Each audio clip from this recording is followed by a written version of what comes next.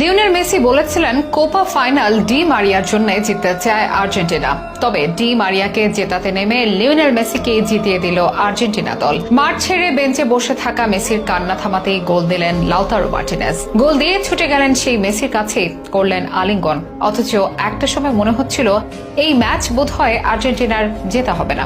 Injury নিয়ে বেঞ্চে বসে তখন কাঁদছে মেসি, যে দৃশ্যে মন ভেঙেছে ভক্তদের সাথে আর্জেন্টাইন ফুটবলারদেরও।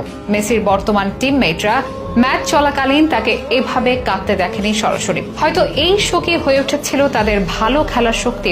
মেসির কান্না থামিয়ে গোল করলেন লাউতারো মার্টিনেজ। যেন বলতে চাইলেন, মেসি যেমন দলকে অনেক কিছু দিয়েছে এতদিন, এখন দলও মেসিকে দিতে জানে।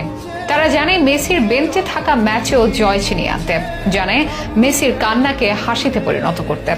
ডি মারিয়ার বিদায়কে রাঙাতে গিয়ে, মারিয়াকে জেতাতে গিয়ে এই আর্জেন্টিনা দল যেন মেসিকেও জেতালো।